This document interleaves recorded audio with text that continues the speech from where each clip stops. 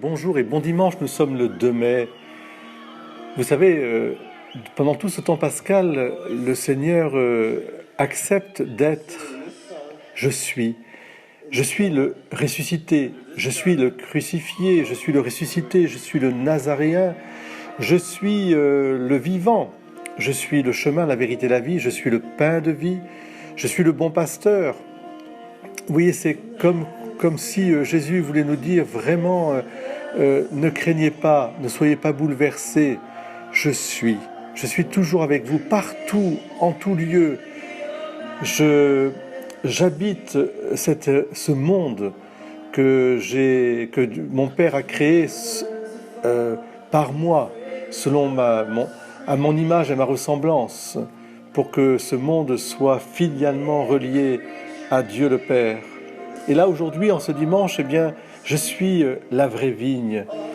Je suis le vigneron et vous êtes les sarments. Je suis la vigne et vous les sarments, celui qui demeure en moi et en qui je demeure, celui-là porte beaucoup de fruits.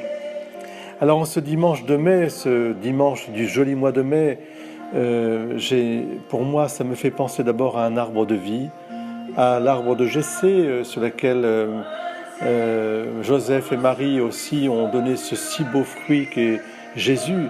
C'était comme une vigne déjà, cette vigne qui parcourt toute la Bible. C'est une image vraiment très ancienne, puisée dans les Écritures, mais que Jésus reprend à son compte. Donc j'ai d'abord une pensée pour la Sainte Famille, Marie, Joseph et Jésus. Et ils ont été émondés, je dirais, Marie et Joseph, dans une foi pure, une foi aimante, une foi confiante. Et quels fruits ils nous ont donnés. Et nous aussi, nous sommes invités à être, je dirais, émondés par le Père dans une recherche d'une foi vivante, une foi confiante, une foi pure, sous la motion de l'Esprit Saint. J'ai d'abord une pensée pour tous les viticulteurs qui s'activent tout au long de l'année dans nos vignes si généreuses de ce Vaucluse, ces coteaux du Ventoux, évidemment tous ces grands crus, ces côtes du Rhône, ces AOC du Ventoux, ces Gigondas, sans parler évidemment du Châteauneuf du Pape. Tellement de si beaux produits. Peu de cultures dépendent autant de leur travail, attentif et ingénieux. De novembre à mars, c'est le temps de la taille, dont dépendra la vigueur du plant. Puis en mars-avril, les branches laissées sur le cep sont attachées pour que la plante se développe dans le sens souhaité.